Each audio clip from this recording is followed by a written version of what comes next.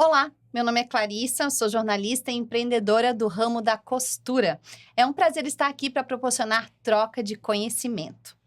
O videocast Café com Costura quer trocar experiências com pessoas que empreendem ou que têm alguma história interessante para contar. Como a costura está no nome do programa, sim, o entrevistado ou a entrevistada tem que costurar um pouquinho, mas isso a gente deixa para o fim do programa. E hoje eu estou aqui com uma amiga muito querida, que é apaixonada por livros. Além disso, ela é referência em marketing para escritores, autora da obra O Livro Secreto do Escritor, diretora da agência de comunicação LC, que é a melhor agência divulgadora de livros no Brasil. E tem uma informação que vocês não vão encontrar no Google, mas eu vou contar. Ela trabalhou comigo no jornal A Notícia, mais precisamente na sucursal de Jaraguá do Sul, em 2006. Primeiro como estagiária e depois como colunista. Seja bem-vinda, Lilian Cardoso! Obrigado, Clarissa. Muito gostoso estar com você nessa outra fase, né, da nossa vida, em especial da sua, né, com esse projeto tão bonito. Sim. Muito obrigada pelo convite. Sim, obrigada pela presença. Para a gente começar, eu queria saber como é que surgiu essa Lilian empreendedora e por que na área literária? Então, né, você contou algumas histórias, que você falou que vai contar histórias que não acham, que as pessoas não vão achar no Google, até fiquei preocupada, né, o que ela vai contar de como eu era uma estagiária. Mas assim, ó, acho que tu percebia, assim, que eu sempre queria algo mais, né? Eu sempre, desde que eu comecei no jornalismo, eu sempre queria mais, queria mais, queria mais. E aí, quando eu passei por todas as etapas do jornal e depois como colunista, eu fiquei com aquele gostinho, não, ainda não é isso aqui, é outra coisa. Mas eu vejo que esse caminho no jornal me levou. Eu não pensei assim, eu não acordei assim, pensando, eu digo, acordei que eu digo assim, depois da faculdade de jornalismo, acabou a faculdade, agora eu quero ser apresentadora, eu quero trabalhar no jornal. As coisas foram acontecendo. Então, oportunidade do estágio no jornal, né, depois ser colunista, depois uma revista. E aí, o mercado do livro também aconteceu. Eu busquei, mas também aconteceu.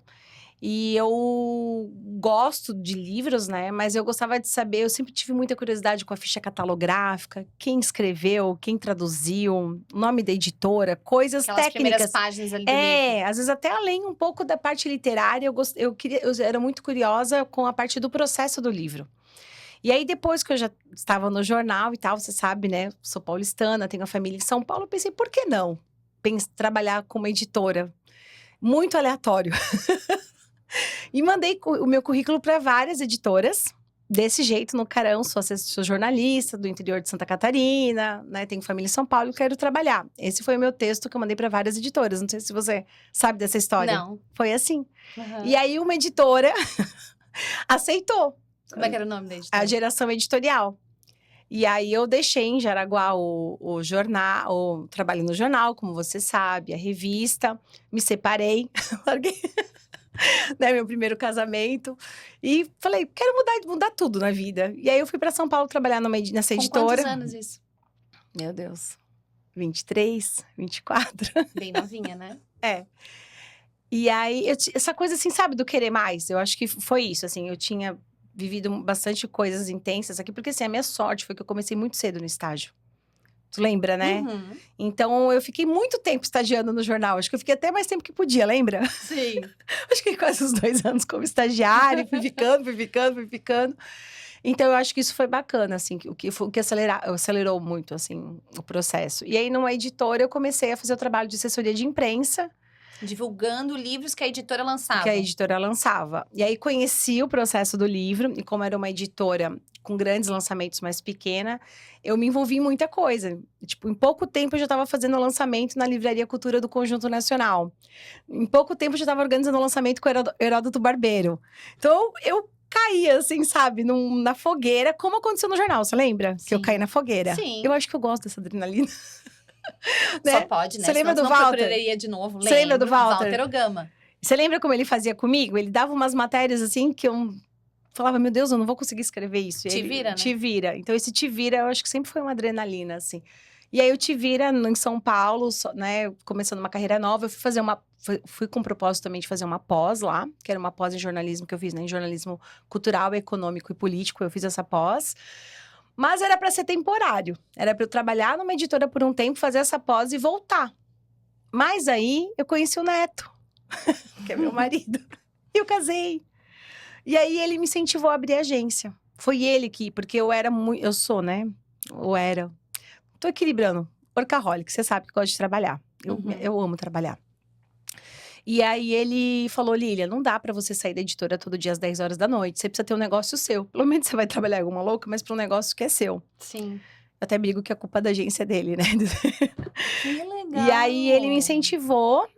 E aí, você vê quando a gente pensa as coisas acabam, parece que não é só pensar. Eu acredito muito nesse lance do atrair. Do atrair e você também colocar a mão na massa, né?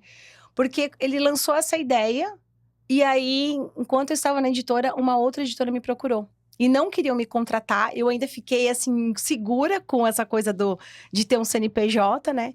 E a editora falou, não, a gente quer ser teu primeiro cliente. Então, eu saí da editora, e quando eu abri a minha agência, eu já tinha um primeiro cliente. Teve um apoio já de início. Já, e aí era eu, uma editora e uma estagiária. Então, foi, assim, foi acontecendo, mas eu fiz um pouco isso acontecer, né? Mas eu tive um pouco de sorte, e quando essa sorte chegou, eu estava, assim, preparada. Acho que um pouco disso. Você alugou uma sala?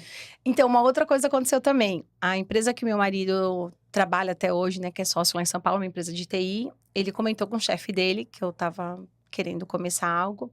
E era uma empresa grande, né, ainda da área de TI, tinha uma sala sobrando. Aliás, com uma estante linda atrás. Sem livros, era uma estante vazia. Aí ele falou, fala pra Lilian vir trabalhar aqui com a gente. Ela paga um pedaço, meio que fez uma sublocação pra mim. Ficou em conta, provavelmente. Ficou. E era muito legal, porque quando as editoras, os autores iam me visitar, eles falavam, nossa, você tá começando. E era um prédio lindo, a sala era linda. E eu, estou começando, não precisa herdeira, né? Não. E aí, eles deixaram tudo arrumadinho. Eu comecei a agência, eu lembro como se fosse hoje, assim. Janeiro de 2010. 2010 não, peraí. Não, 2010, nós estamos em 2024. Vai fazer 15 anos em janeiro. Sou péssima em matemática, mas provavelmente 2009. Não. Peraí, é a data, o Neto vai me matar, mas é a data quando a gente... olha aí. É a data ele fala, você sabe a data da agência, por conta que a gente casou no mesmo... eu abri a agência, a gente foi morar junto e casou. É 2010, ó. 16 de janeiro de 2010. A gente casou e eu abri a agência. Nossa. No calorão de São Paulo. Então, 2024 é isso, o ano que vem faz 15 anos. Uma coisa que eu tenho muita curiosidade. Opa, desci aqui. Vamos subir aqui. Uma coisa que eu tenho muita curiosidade é saber como é que você lidou com a questão financeira de ter uma empresa, de empreender. Foi fácil esse início?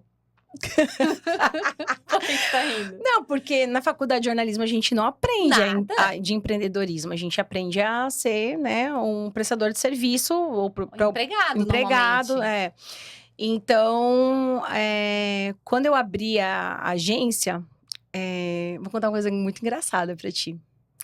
Eu acho que serve pra todo mundo que pensa em abrir um negócio, assim. Que a gente tem que fazer muita conta mesmo. E uma conta que é a conta de trás para frente. Quando eu tive o meu primeiro cliente, que era uma editora com livros cristãos, né? Eu saí da geração que era livro de não ficção, literatura, negócios, e meu primeiro cliente foi uma editora evangélica.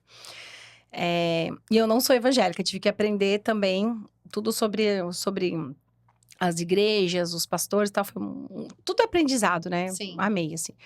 E aí, eu calculei um valor que eu achei da minha cabeça que era aquele valor que era justo para a editora pagar.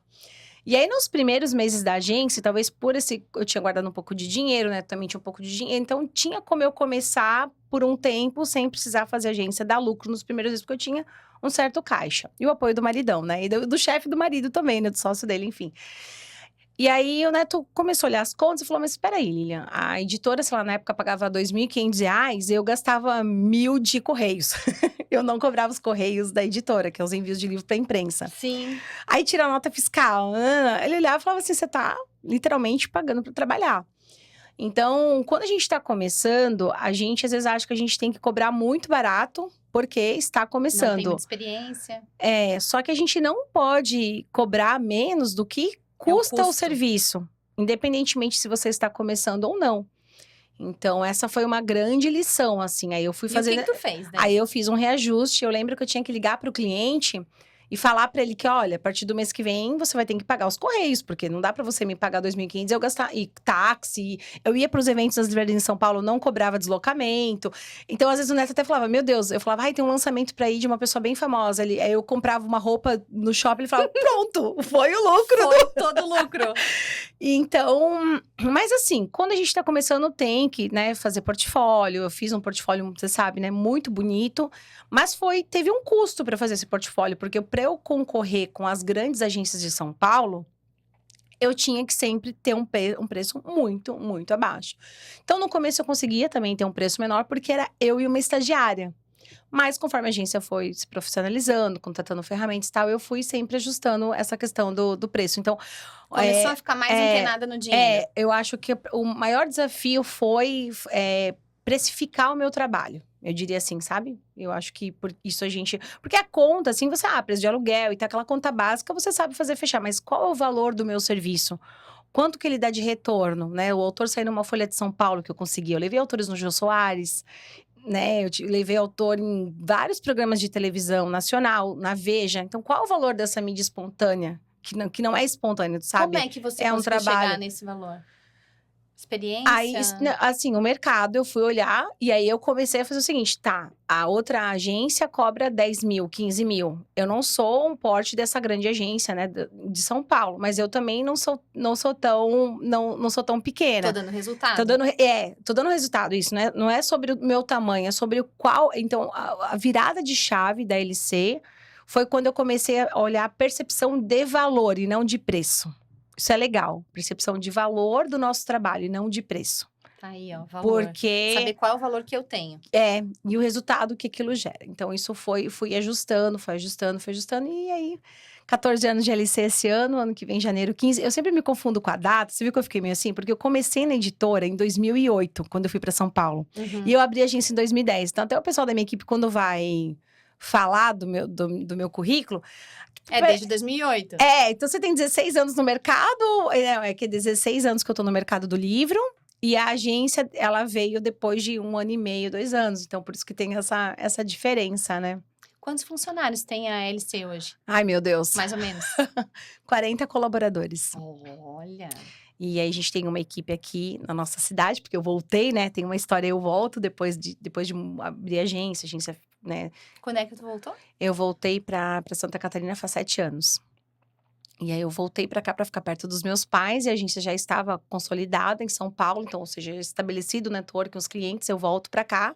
Convido os amigos que trabalharam comigo no jornal. No jornal ainda de Sabe, Jaraguá. boa parte da equipe que trabalha comigo aqui são pessoas que trabalharam, que eu fui... Com a gente, né? Chefes meus, né? A Carol foi minha chefe, é muito legal. Hoje ela é minha coordenadora. E aí eu tenho time, né? Ainda tem as pessoas em São Paulo, tem colaborador em Brasília, espalhado pelo Brasil. Eu fico muito feliz, assim, em Nossa, poder... 40 funcionários não 40 colaboradores não é e ajudar, né? Porque eu sempre, quando eu penso assim, ai, tá pesado, é puxado, eu penso, não, é muita gente que, né? A LC acaba empregando, né? Então, é muito legal ver o mercado do livro... gerando renda, né? Não Sim. só para o escritor que vai vender o seu livro, mas para quem que é nós, né? Nos bastidores, né? Então, gerei emprego. Nunca imaginei. Certeza, e não é pouco. E não é pouco, é muita Fico responsabilidade. muito feliz. É difícil trabalhar com cultura, né? A verba de uma editora de marketing ou de um autor sempre muito apertada pelo custo do livro. Mas a gente tá conseguindo. Sim, com certeza. Eu queria saber como é que é o teu dia a dia na agência, como, né, uma pessoa que fundou, que criou e que agora tem seus sócios e... Como é que é? Muito estressante, muito prazeroso ou as duas coisas? É que a LC, assim, depois que mais ou menos, há uns 5 anos, assim, que agora vai passando o tempo muito rápido, né? Quando eu comecei a fazer isso que você tá fazendo aqui, Clarissa. Por isso que eu fiquei muito feliz com o teu podcast, com a tua exposição no TikTok. Porque tem uma coisa no marketing que a gente tem que gerar demanda. As pessoas, às vezes, querem... montei um restaurante, né? Abri uma loja... Comecei a costurar em casa e quero vender minhas roupas. Qualquer coisa que a gente for fazer, para qualquer mercado, a gente tem que gerar demanda. Desejo para as pessoas comprarem. Não basta a gente abrir uma loja, Tem que gerar demanda. E para gerar demanda, nada melhor que as ferramentas de marketing, que as ações de marketing. Então, quando eu comecei, quando a Lilian aí é uma agência antes e depois da Lilian nas redes sociais. Porque, veja só, eu divulgava os meus clientes, eu divulgava os autores, eu colocava os autores na mídia e a Lilian nunca aparecia. Eu sempre gostei desse lugar, um pouco de ficar nos bastidores. Sabe? De organizar evento. É custoso trabalhar no bastidor. Eu acho que eu gosto de servir. Eu gosto, sabe? Eu gosto de servir. Mas a agência precisava que a Lilian não ficasse só nos bastidores. Então, antes da pandemia, eu já estava estudando, me preparando para fazer um curso online para os escritores. Porque eu queria estar com os escritores não só como chega com o livro pronto. Eu queria estar com ele na produção. Porque depois que o livro está pronto, o que adiantava eu falar que o livro não estava adequado para divulgar ou tudo mais. E aí, quando eu comecei a ir para as redes sociais, que foi muito difícil, aqueles primeiros vídeos, meu Deus, assim, terríveis. Eu acompanhei tudo! Eu tinha muita vergonha. E aí, claro, depois, quando apareceu o Felipe Pilon, que é o meu sócio, é filho de uma ex-colega nossa. Ex-colega, um beijo, né, pra Sônia. Então, essas conexões que voltar para o interior fez, assim, foi muito legal. E foi uma decisão difícil, sabe? Porque muitos clientes me apoiaram e outros ficaram, tá, mas tu vai ficar em Santa Catarina e as nossas reuniões... Então, eu ia muito Numa época que não era tanto que não era, online, vim pra cá antes da pandemia. Então, eu ia muito pra São Paulo. Eu ficava uma semana aqui, uma semana... Eu e meu marido, né? Porque a empresa dele também TI era lá. Então, a gente, às vezes, uma semana cada um em São Paulo e tal. Mas aí veio a pandemia. E antes da pandemia, eu estava estudando pra ir pro digital. Então, quando chegou a pandemia, eu já estava com tudo pronto. E já tinha começado muitas lives. A primeira live que eu fiz, chamando os escritores, os editores, entraram 1000 pessoas. Nossa! Eu não acreditei. Porque não tinha muita gente que estava falando com os escritores, nem com os editores. E eu peguei, bem exageradamente, mandei e-mail para todo mundo que eu trabalhei nos últimos anos. Sério, eu pedi pro Neto puxar o e-mail que tinha de anos no meu Outlook. Ó, não tinha ainda o mail, né? Peguei o mail antigo que eu tinha, né? E entrou muita gente, eles adoraram. E aí eu falei, opa, né, que deu certo. E aí eu comecei a vender mais serviços da agência. Eu comecei a gerar essa demanda. Eu comecei a explicar para o autor por que era importante investir em marketing. Eu comecei a mostrar para as editoras, olha a editora que investe, olha a editora que não investe. Olha a editora que está falando com o leitor nas redes sociais, olha a editora que não está falando com o leitor nas redes sociais. E aí, quando chegou a pandemia, aquele desespero, né? Temos que ir para as redes sociais. Temos que ir, porque as pessoas estavam comprando muitos livros. Aliás, a pandemia teve um aumento enorme de vendas de livros durante a pandemia. Não sei se você sabe, as pessoas ficarem em casa. Físicos. Ou digitais também. Físicos e digitais. E o que é triste, é claro, que a livraria física sofreu muito, né? Mas aí algumas livrarias também pensaram fora da caixa. Vou começar a vender pela internet. E também vou buscar os meus clientes, fazer pacotes para levar para eles, enfim. Entra outro podcast. Mas para encurtar para ti, assim, a grande virada da agência foi quando eu comecei a falar de marketing nas redes sociais e fazer exatamente isso que tu falou que vai me ensinar aqui, que eu tô um pouco preocupada, a costurar. Eu comecei a fazer aquilo que eu só falava. Entende? É diferente, entendeu? E aí as pessoas... E aí eu comecei a fazer os vídeos, passar vergonha, falar errado, okay? E os autores pensaram, se ela faz assim, eu também vou fazer. E aí Criou um movimento. Criei esse movimento. E é muito gostoso, a gente fica emocionada lá na agência quando o autor fala, eu fiz a minha primeira live, eu fiz o meu primeiro vídeo, eu fiz um post nas redes sociais. E começa a perder essa vergonha, porque tem essa coisa com o livro, né, Clarissa? Que, eu vou ficar divulgando meu livro, mas eu sou da literatura, um pouco assim, sabe? Os escritores têm uma dificuldade de ver o livro como um produto. Mas a gente precisa gerar essa... Porque enquanto as pessoas estão na internet vendo produto de batom, roupa, camiseta, sapato, ela precisa ver que na lista de presentes dela, ou para ela buscar alguma forma de lazer ou hobby, também tem que estar um livro. Por exemplo, como é que é o teu dia a dia? Que horas tu acorda? Que horas tu vai pra agência? Tu perguntou isso e eu acabei fugindo, né? Eu fugi, você voltou. Tô me sentindo... Eu sou curiosa, eu quero saber como é que é o teu dia a dia. Eu fugi e você voltou, é isso? Vou até tomar uma água, porque eu não queria responder sobre isso, dei uma volta e você muito atenta. Não tem como, né? Não te deixa fugir. É que, na verdade, eu ainda estou sem muita rotina. porque o ano passado eu produzi o meu livro, sabe? E foi tudo Como é que é o muito nome mesmo intenso, do o livro livro? Secreto do Escritor, que é o primeiro livro que vai da escrita à divulgação, né? Tem muitos livros maravilhosos sobre escrita, mas não tinha nenhum falando sobre os processos de publicação. Como é que No eu faço? caso, eu vou ganhar Vai e eu vou ganhar. ler. E então eu fiquei assim, a minha rotina desde o ano passado, por conta desse projeto que fez eu ficar um pouco fora da agência, né? Então fiz a gestão bem, né, mais macro, assim. E fui produzir o livro e lançamento de livro e tudo mais. E foi muito bom, porque eu vivi na pele porque é muito o que diferente. o escritor vive. Eu já produzi livros, não sei se você sabe, como ghostwriter, né? Escritora fantasma. Eu produzi alguns livros, Eu li alguma coisa sobre isso. mas é muito diferente tu produzir um livro para alguém do que o seu. Porque não vai o meu nome. E quando vai o seu nome, o que vão pensar? Será que vão gostar?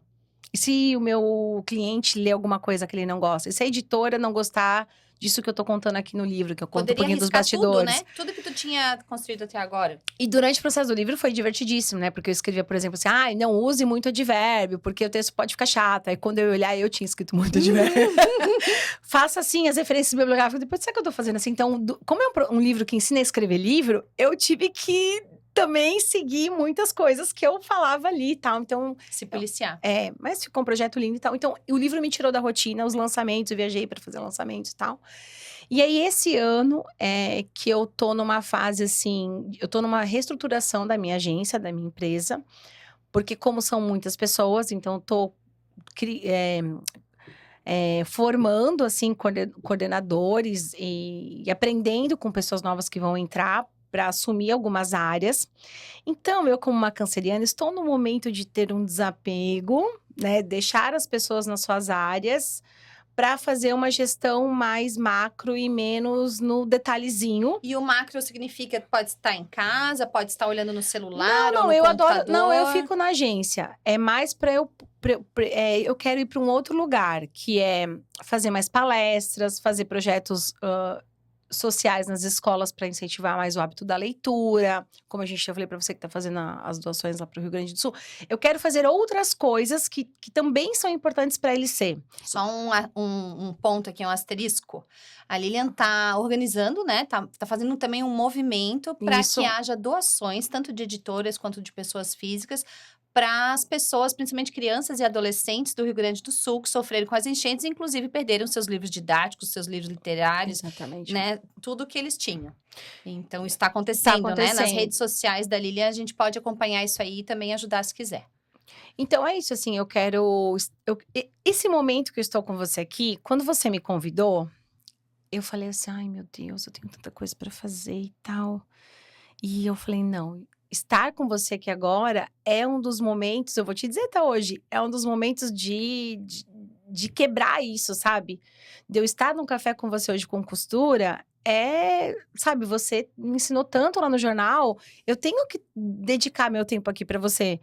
E aí, porque é uma troca, eu vou aprender com você também. E quantas pessoas também já pararam, né, amigos do Mercado Livre que entram em mentorias, em encontros com os meus alunos para ensinar algo. Então eu falei, eu também tenho que doar o meu tempo para as pessoas, sem ter nada em troca. Sabe uma coisa meio altruísta? Eu tô nessa fase assim. Sim. E aí eu quero sentar mais para tomar um café com a minha mãe, eu quero poder, né? Quantos encontros, né? Ela sabe, as amigas marcam encontros, eu sempre furo. Eu praticamente, sim, zero vida social, muito voltada pro trabalho. Então eu tô numa fase que eu preciso ter essas pessoas, não para eu... Tu sabe que eu sou uma pessoa muito simples, assim, não é pra eu ficar com esse cargo de CEO, diretora. É para eu fazer outras coisas que durante esses 15 anos eu deixei de fazer. Sim. Né? Hobby, cuidar da saúde. Por exemplo, você pergunta da rotina, eu agora não vou mais pra agência de manhã. É muito difícil. Eu trabalho de manhã, respondo, porque tem a demanda da equipe pedindo as coisas e tal. Mas de manhã eu faço exercício, eu luto Muay Thai, eu fico em casa, organizo as minhas coisas. Tô trabalhando, mas é um momento que eu consigo, sabe, ter pra mim. Sim. Mesmo em Aí, casa. assentando a poeira. Volto da academia, consigo tomar um banho, consigo... Porque quando eu fazia academia à noite, eu não fazia. Porque eu nunca conseguia sair da agência. E hoje, muito cansada também. Muito cansada. Aí eu vou depois do almoço e eu fico na empresa hoje até umas 8 horas da noite. Eu amo trabalhar da tarde pra noite, tem as gravações e tudo mais. Só que antes, a louca aqui é de manhã e sair às 8 horas da noite. Fazer quase que 3 turnos, 9 horas e tal. Ainda chego em casa, às vezes eu continuo trabalhando. Sim. Então, eu falei, não, preciso me dedicar a Catarina, à minha família. Então, eu estou nesse processo de reconstrução. Mas a minha rotina hoje é fazer a gestão da empresa, conversar com os meus coordenadores, olhar para as necessidades do cliente, tanto da editora quanto do autor. Então, eu faço esse papel do cliente na empresa o tempo todo. Ah, isso aqui não tá bom, isso aqui precisa melhorar. Olha, o cliente lá ficou sem resposta. Então, eu faço o papel do cliente. Uhum. A Luísa Trajano, dona do Magazine Luiza, uma vez ela deu uma entrevista falando que algumas vezes ela que atende a ligação do saque, sabia? Olha só. Pra que ela massa, saber a cara. reclamação e tal. Então, eu acho que um líder tem que fazer isso, sabe? Não só aquele papel de motivacional e tal, que às vezes eu nem sei se eu consigo muito, porque eu sou muito voltada pro resultado, sou meio durona, tu sabe? Mas eu quero sempre estar fazendo o papel do cliente. Do Uhum. tipo, olha, porque é o cliente que paga a conta no final. Sim. É o cliente É que. o motivo da empresa existir. Exatamente. Então, eu faço esse papel ali, quero continuar fazendo mais. E estudar, né? Estudar, eu comecei um MBA de marketing. Que é com professores, assim, internacionais, que eu adoro, que eu sempre estudei. Então, tá sendo um momento legal também, eu estudo aos sábados. Então, nessa fase de reciclagem, de estudar, de regravar o meu curso. O meu curso vai ser regravado. Esse curso que eu comecei há 4 anos, tô regravando ele. Uhum. E Como é que se chama esse curso? Escritores Admiráveis. Nós temos 2.000 alunos, né? Então, tô nessa fase, assim. E a rotina se divide nisso, em fazer consultoria de marketing, em fazer a mentoria com os meus alunos. O projeto de estar com o escritor antes da produção do livro é a minha paixão que eu faço. E o atendimento às editoras e aos clientes, como a empresa já faz isso há muitos anos, é algo que já é bem organizado. A equipe já absorve. Já. Uhum. Agora, antes da gente costurar, eu gostaria que você contasse pra gente uma história de fracasso nesse teu caminho do empreendedorismo. Algo que tu lembra, assim, que não deu certo. Que pode inspirar outras pessoas. Não, tudo bem. Dá errado para outras pessoas também. Olha, é que tem o fracasso do projeto do cliente, que a gente como que a gente como prestador de serviço fica muito triste quando um livro, uma campanha ou com alguma editora quebra, ou com ali fechamento da Livraria Cultura, da Rede da Saraiva. É uma frustração nossa, né? Acho que quando o mercado, o mercado tá passando por uma crise, todo mundo perde junto, né? Onde é que eu acho que eu mais fracassei, assim? Silêncio dramático. Uma dor, uma tristeza, algo que não foi legal na tua empresa. Eu acho que foi numa fase que eu contratei muita gente nova, estagiário. Porque, assim, essa coisa do custo é muito difícil, né? Para quem tá começando, porque a gente paga os mesmos impostos, né? Às vezes proporcional a uma indústria grande, que às vezes tem benefício, tem isenção de alguns impostos, tem, né, dinheiro do banco, tem outras coisas. E um pequeno empreendedor é ele, né, com as coisas que ele... Presa. Eu lembro que o primeiro frigobar da agência, meu pai que deu pra mim, né? Aquelas coisas assim que tudo é muito significativo. Por isso que eu tenho muito gratidão pelo chefe do meu marido, que ele é sócio hoje e tal, que me deu esse espaço para eu trabalhar. São essas pessoas que vão, os meus primeiros clientes, né? Editora Mundo Cristão é meu cliente desde 2010. Tem mais apoio do que isso? Então, muita coisa boa acontece. Só que, quando essa coisa de fazer a conta fechar, eu contratei muitos estagiários, porque começou a ter demanda, e para eu não aumentar muito a folha de pagamento, e para eu não aumentar o valor do meu cliente, porque você sabe, quando você faz o que tu gosta, eu principalmente vou dizer pra vocês, assim, eu hoje não tô mais no comercial da agência, tá? E o que é melhor pra empresa. Porque eu sou muito coração, sabe? Uhum. Eu não dá. Se eu atender uma ligação de alguém, eu sou canceriana, entendeu? Então, mas é uma empresa, não é? Uma coisa eu determinar o que da parte do meu trabalho vai ser para projeto social, da minha dedicação como pessoa física, ou até da empresa. Não, isso aqui a agência vai fazer de maneira voluntária, como os workshops gratuitos que eu faço para ensinar os escritores, o conteúdo gratuito que eu dou nas minhas redes sociais todo dia. Mas isso aqui é serviço, porque a gente tem custo, e um custo alto. Uhum. E aí, para fechar essa conta, eu, né, contratei muito estagiário, para eu não aumentar para os meus clientes. E o estagiário, você tem que treinar muito, você sabe, né? Eu fui estagiária, mas como eu fui uma estagiária, tu sabe, que adorava o que eu fazia, eu, Foi ótima. lembra que eu cobria os plantões de vocês no final de semana? Eu adorava.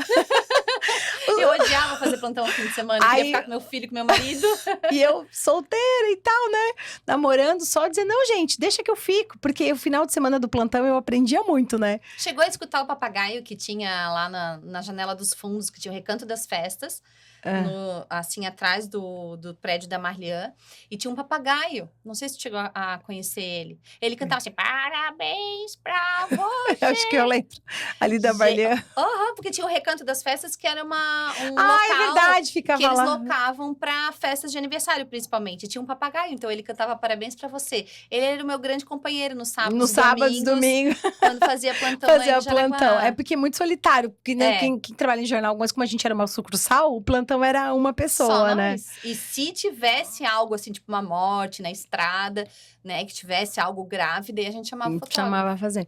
Então, assim, como a referência de estágio era como eu estagiei, e eu não sou uma boa referência, porque eu sou louca do trabalho. Então, eu achava, meu, estagiário Super dedicado. vai aprender. Porque eu vejo assim, o estagiário não é só o valor que ele está recebendo, é o valor da profissão. Não tem...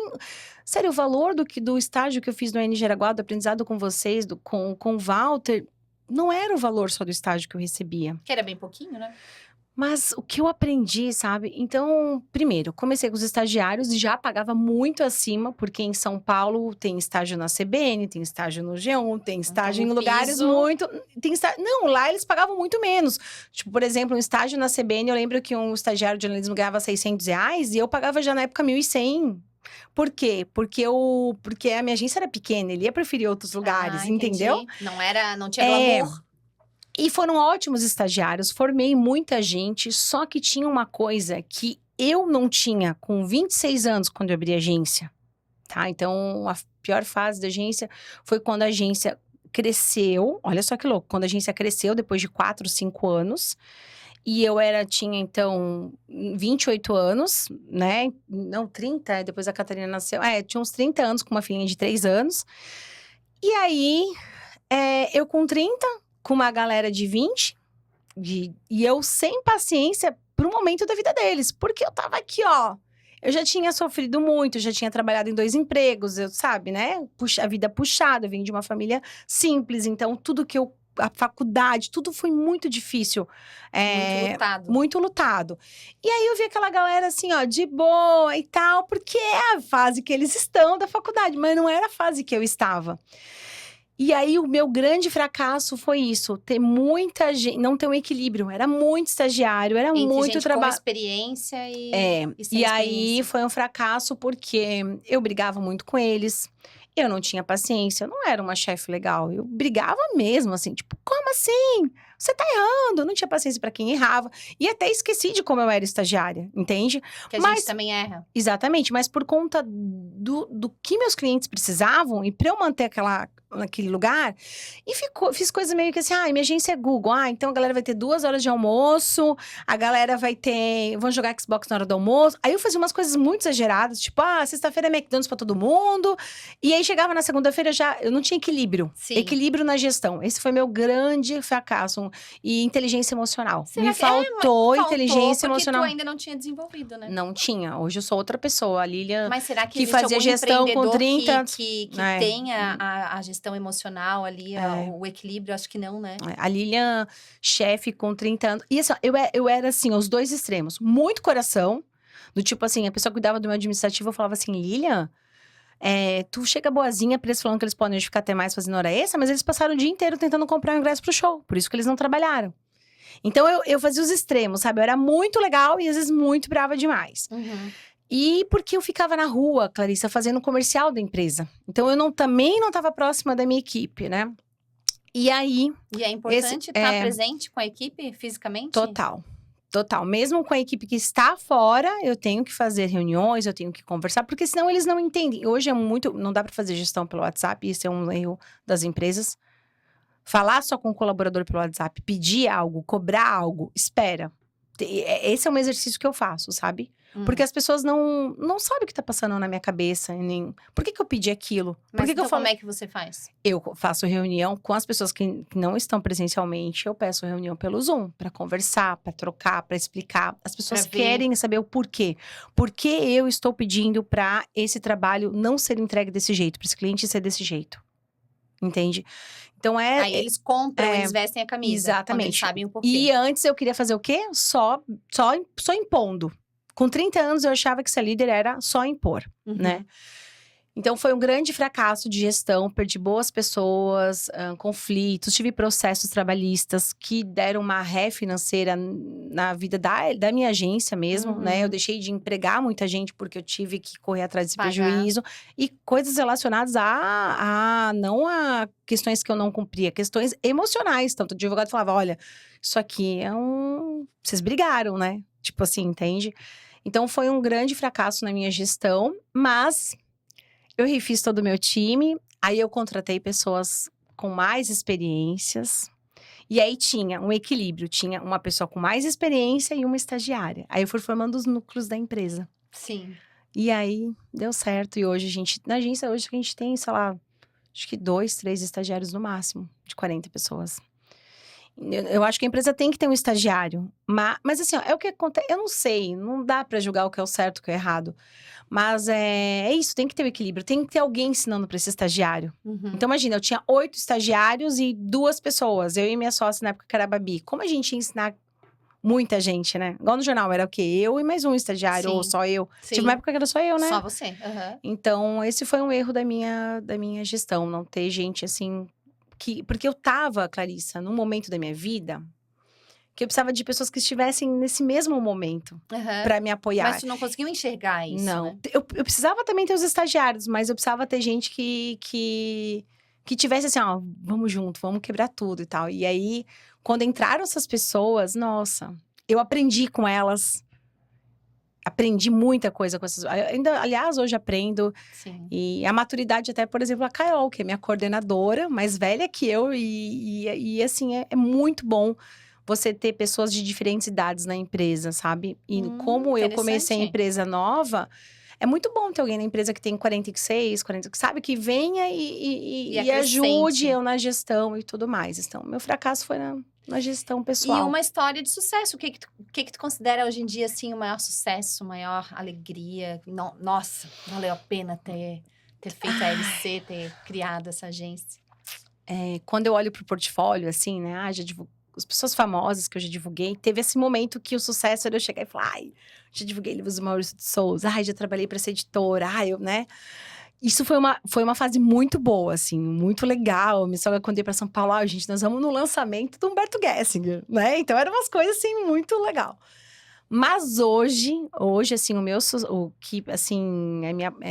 meu sucesso não é clichê, juro pra vocês, mas é quando um aluno conta assim, vendi meu livro, bati minha meta, a editora aqui dos meus sonhos vai me publicar.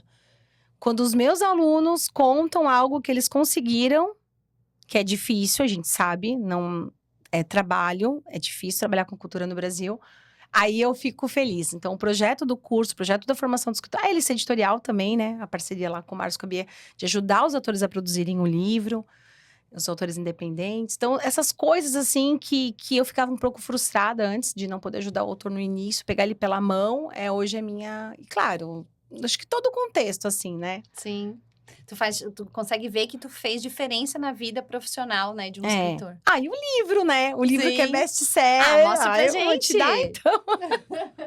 Mostra pra gente teu livro. O livro Secreto do Escritor. E foi bem costurado esse livro, tá? Café com costura. Porque um texto tem que ser muito costurado, né? Um texto sem costura, um texto sem... Um parágrafo que depois não tem nenhuma ligação com o outro, a gente não tem vontade Você de vê ler, essa né? ligação, Clarissa? Olha, eu já querendo mudar, né? De entrevistar. Não, pode me entrevistar. No jornalismo, você, depois que começou com esse processo de costura, você sempre foi da arte, né, Clarissa? Clarissa sempre. E vou te falar, você fala de umas coisas assim que você fala, que eu fico até com que rola essa admiração mútua. Mas sabe do que eu lembro de você? Você no carro, no estacionamento do jornal, sempre estudando. Olha só, estava estudando para o concurso público da Prefeitura de Jaraguá do Sul. E idiomas. Ou lendo. Você sempre estava estudando. Eu sempre falava assim, meu Deus, alemão, né? Alemão. E ela sempre ia dizer, Clarissa, mas por que você tá no carro, não tá lá em cima no jornal? Ah, lá, porque o pessoal fala muito, eu preciso de um lugar pra me concentrar. Às vezes, no calor aqui da nossa cidade, ela no carro. Então, assim, eu tive o prazer de conviver com pessoas sempre muito... Sabe, por isso que eu digo, esse meu estágio no jornal, vocês trabalhavam muito. Jornal gente, trabalhar em jornal é pescoção, que a gente chama, né? Ficar sexta-feira até tarde. Às vezes eu vejo que tem pessoas na minha equipe que não gostam de mudar a rotina. E se tem uma coisa que não tem no jornal, é rotina, porque a notícia... A gente estava lá quase terminando uma matéria, aconteceu algo muito grave na cidade. Muda tudo, aquela matéria não sai mais no jornal naquele dia e vai atrás de outra matéria. Nossa, e o desapego que a gente tem com o texto, eu acho que tem que ter, né? Tem que ter, e é isso que às vezes o escritor sofre, né? Porque a gente desapega, porque o texto de hoje... Mas no início não era fácil. No início não era fácil. Eu tinha um professor de jornalismo, Alberto Scotto. Ele pegava o nosso texto, que a gente fazia, às vezes digitado em máquina de datilografia, às vezes escrito à mão. Ele amassava e jogava no lixo. Tava bêbada, baixinha. Ele chamava todo mundo de baixinho e baixinha. Isso no início, né? Na faculdade, quando tu achava, nossa, eu fiz um texto, nossa, já tá com cara de notícia. E não, ele jogava fora na nossa frente, assim. No início eu não entendia, eu tinha vontade de avançar nele. Mas ele fazia isso justamente pra gente começar esse exercício de desapegar do texto que a gente fez, né? Não é algo que tu vai poder guardar ali as 7 chaves, porque passa por um editor, passa por um outro editor. No nosso caso, ainda passava por um crivo lá de Joinville, né? Então, não é fácil. Não é fácil. E no livro é isso, essa costura toda, né? Que o livro tem que ter. Ai, deixa eu ver. Obrigada. Aquelas meio pegadas, né? Eu ainda vou escrever um livro. Com certeza. Sobre minha história de vida, sobre costura, eu ainda não sei, mas eu vou escrever. Com certeza. O José Saramago tem uma frase, né? Que todo mundo é escritor. Só que alguns escrevem, outros não.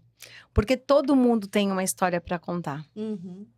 E às vezes a história que você deixa de contar poderia estar ajudando na história de vida de outras pessoas. Né? É muito... Isso que eu acho mais legal. E fica, né? O livro é algo que fica, né? Então tem toda essa costura. Espero que você goste dessa minha costura com as palavras. E divirta-se aí com... Um espaço já para poder escrever, já começar a exercitar. A segunda parte, a primeira parte do livro é os bastidores do mercado do livro. E a segunda parte... é um workbook, então o escritor ele vai passando pelas etapas de produção do livro e já vai construindo o projeto do livro. Por isso que o nome é livro secreto, porque você vai escrever as suas coisas. É secreto porque é seu. Não necessariamente que eu vou editar ou publicar tudo aquilo ali. Exatamente. E não o que eu conto é secreto, mas o que você vai colocar aí vai ser o seu livro secreto. São os seus projetos editoriais, toda a produção do seu livro. Já vou exercitando aqui mesmo. E depois eu quero uma dedicatória. Tá. Então, agora? Agora? Agora! Pessoal, deixa eu só explicar um pouquinho. A gente já gravou um vídeo com a Lilian costurando. Então, agora você vai ver esse vídeo aí na sua tela. Vamos ver o que rolou aqui. E aí, pessoal, agora a gente vai acompanhar a Lilian fazendo uma bainha de um tecido normal. Tecido tricoline. Lilian, tavas falando que tu tens medo, né? Porque é algo que não é do teu dia a dia. Mas a gente pode até fazer uma analogia com o carro, né? O carro tem o pedal que a gente acelera, o carro vai pra frente. Assim também a máquina de costura tem um pedal aqui embaixo, ó. Pode olhar ali. Tá. Pode trazer assim pra um local onde fica mais fácil tu acelerar. No carro não tem uma agulha, né? O dedo, entendeu? Como é que eu vou fazer? Não, é porque daí, como a gente vai acompanhando o tecido aqui, ó. O dedo, né, gente, é enfiar né? Sim, como a gente vai acompanhando o tecido aqui, então não tem esse risco, sabe? De costurar o dedo. Não vai enfiar aqui. Não, o tecido vai passar ali. Então, ó, como é que a gente vai fazer? a gente tem aqui o avesso do tecido e o direito do tecido. A gente vai só aprender a fazer uma bainha. Esse aqui é um tecido tricoline, que é 100% algodão, que é o mais fácil para quem inicia, é o mais fácil para começar a costurar. Ele marca, ele não escorrega, então fica mais fácil. Ó, mais ou menos 1 centímetro e 1 centímetro. Deixa eu mostrar lá para os espectadores, né, a bainha. Aí você vai segurar aqui, ó. Vai levantar o pé calcador. Aqui tem uma alavancazinha. Aonde aqui? Aqui, ó. Tá. Ó. Tá. E como a agulha tá para baixo, tu não vai conseguir costurar assim. Vou botar ela para cima. E aqui, ó. Então, aqui O que assim... que são esses números aqui? Ah, aqui é para você saber a distância e de quanto você vai fazer uma bainha. Por exemplo, você vai dobrar mais, vai ficar uma bainha mais grossa. Aqui a gente tá fazendo de 1 centímetro. Tá.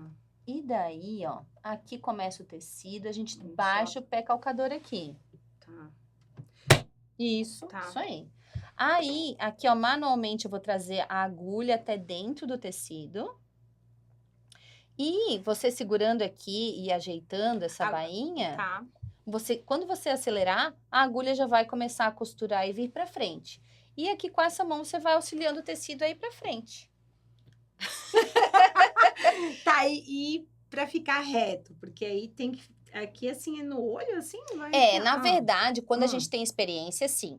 Como você não tem experiência, eu deveria ter trazido aqui uma régua, uma caneta fantasminha, que é aquela caneta que a gente risca e depois sai com o ferro. No caso aqui, a gente vai no olho e eu vou te ajudando. Mas, normalmente, a gente risca, alfineta. Tá. Daí a gente tem mais segurança, né? Tá. Mas como tu tá aqui comigo, eu vou te ajudando a tentar fazer da mesma distância ali da bainha, né? Pode ficar tranquila, vai dar certo. Ai, meu Deus. Que mico. Isso aí. Isso aí. Agora dá um pausazinho. Vamos já ajeitando os próximos passos aqui para garantir uma bainha do mesmo tamanho. Aí, beleza. Pode continuar. Você tem curso? Tenho. Tem já o curso? Ah, sim. Eu dou curso presencial aqui em Jaraguá. Tá saindo. Tá vendo como eu sou acelerada? Eu já quero. Tem que apertar mais devagar? Pode apertar mais devagar. E tu vê que tá saindo aqui, ó. Aos pouquinhos tu pode ir voltando. Ó, vou botar o pé calcador um pouquinho mais pra dentro, porque senão pode ser que tu saia da bainha. A minha tia é costureira, né? Te falei, né? Sério? Aquela de São Paulo? Aham. Ai, que massa! Olha, se ela avisou. Aqui eu já percebi que eu andei um pouquinho, né? Ó. Aqui tava mais bonitinho, né? Tu tavas mais pra dentro, tá indo um pouquinho mais pra fora. Mas tu tá conseguindo perceber. Isso já é legal. Porque tem que ficar mais reto aqui, né? Uhum. Acho que foi fazendo assim, né? Pode ser. Ó, saiu. Tem problema. Né? Uma pessoa que tá costurando pela primeira vez não pode querer. Sabe por que eu soltei? Né? Sabe por que eu soltei, né? O medo do dedo. O medo do dedo, tu vê, ó. Não, tu pode ter certeza que tu não vai costurar teu dedo. Quando a Catarina ver esse vídeo, ela vai... Mãe, vamos comprar uma máquina? Do avesso. E assim. Tá claro. Isso aí. Presta atenção. Vamos lá. Ela vai querer que eu compre uma máquina. E se ela gostar, é tão legal quando um adolescente tem esse tipo de hobby. Daí começa... Ó, peraí, nós vamos ter que baixar. Tanta tela de celular, né? Imagina. Bota um pouquinho mais pro cantinho, pra cá. Isso. Aqui. Opa. Aqui. Isso aí. Aqui, ó. E daí assim, ó, vamos tentar... Licença um pouquinho. Tentar fazer retinho. Quanto mais nessa beiradinha aqui, melhor. Mas não demais a ponto de sair, né? Tá. Já vai ficar tudo com bainha.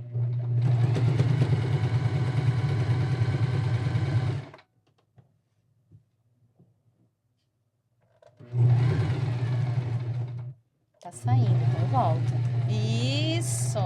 Volta um pouquinho mais. Isso aí. Tu viu como já não tá mais tão grosseiro no final? Sim. Tu viu que eu não tô nem conversando, né? Tô dedicada. Ainda mais que não é algo que tu estás acostumada a fazer. Não, pra fechar bonitinho. Isso. Ficou bom, viu? Né? Ficou. Volta aqui. Acho que eu vou ter que voltar um pouquinho, ó, pra aquela pontinha. Tá. Vamos voltar. Peraí. Então, vamos tirar aqui, ó. Não precisa. Vai abrir, né? Vai. É até bom o retrocesso. Eu não te ensinei o retrocesso porque é algo que é mais um conhecimento, né? Mas quando a gente aperta nesse aqui, ó, a gente volta pra trás e depois vai pra frente. Daí a costura não desmancha quando você volta na mesma costura. Ah, Esse aqui é a ré. Você engata a ré. meu Deus, é como dirigir mesmo. Uhum. Tá, aqui. Isso, é um pouquinho antes sempre, né? Daí a gente tem que baixar o pé calcador, colocar a agulha no tecido. Tu tá mexendo aqui, né? Isso aí. Qual que é a diferença aqui? De altura? Como assim? De altura daqui da agulha. Não tem diferença. A agulha, quando ela vai lá embaixo, que ela laça e faz realmente a costura. Isso aí. Então, a gente acabou não fazendo retrocesso, mas eu acho que é muita coisa. Aí, a gente vem aqui, corta aqui, tira o excesso de linha. Com um paninho. Vou guardar como recordação. Agora, eu quero que tu mostre aquela câmera ali. Qual lado? O lado bonito? Eu Não, acho... Esse último ficou bonito. Não? Ficou legal. Bom. Olha só, esse aqui, né? Esse aqui. Todo eu retinho, eu também viu? evoluí. Mostra mais esse, então. Comecei melhor, piorei, depois... Viu? Assim é a vida, né? Mostra lá, eu acho que é aquela lá. Esse aqui é o lado mais bonitinho. Olha. Ficou um paninho. Ó, vamos fazer tipo um print assim da tela. Assim. E aí, gostou? Aprendeu a fazer bainha direitinho? Viu como a Lilian arrasou? E, Lilian, eu queria agradecer a tua presença aqui de coração, né? Também te admiro muito. Acho que você sempre foi uma pessoa com muita fome de conhecer, de desbravar novos mares, né? Que eu acho que nisso a gente também tem algo em comum. Sair da zona de conforto, né? Isso. E para fechar o programa, eu gostaria que você falasse para as pessoas aonde que a gente te encontra nas redes sociais, como é que a gente te encontra. No Instagram, Lilian Cardoso. Pode falar lá. No Instagram, Lilian Cardoso, apesar de ser um sobrenome comum, né? Eu entrei cedo nas redes sociais, não garantia. Sim, o meu também, Clarissa Borba. Show! No YouTube também é meu nome. Nas outras redes também, o pessoal encontra pelo meu próprio nome. Redes. No TikTok agora, que eu preciso ir mais, né? Também, no TikTok, Lilian Cardoso.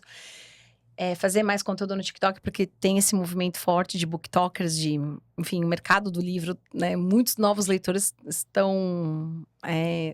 estamos formando novos leitores por meio do TikTok, o que é muito lindo, assim, esse movimento, por conta dos perfis literários. A gente acha que às vezes é o contrário, né? Não, porque como é algo tão o jovem imediato... o jovem lê muito. Nossa, eu não tenho aqui os dados, mas se você pesquisar, você vai ficar impressionado com as milhares de hashtags que tem com o nome booktoker, booklivros, apaixonado por livros.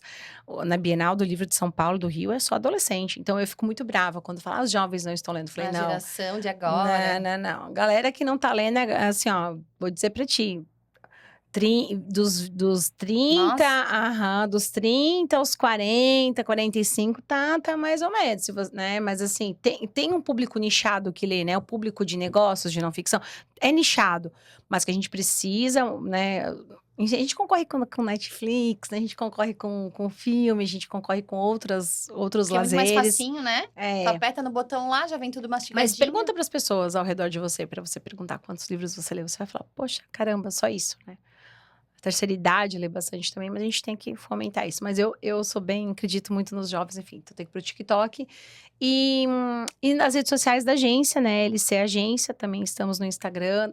É legal no Instagram que tem um pouco do portfólio da empresa também. E o nosso site, lcagencia.com.br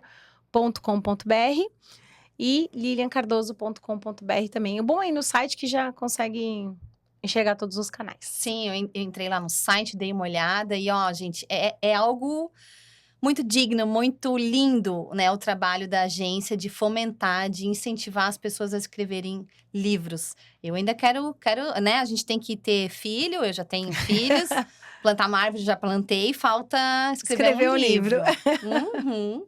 Então, se você gostou desse videocast, curta, comente, compartilhe, pra gente saber se tá agradando aí o público. Tchau e até o próximo episódio.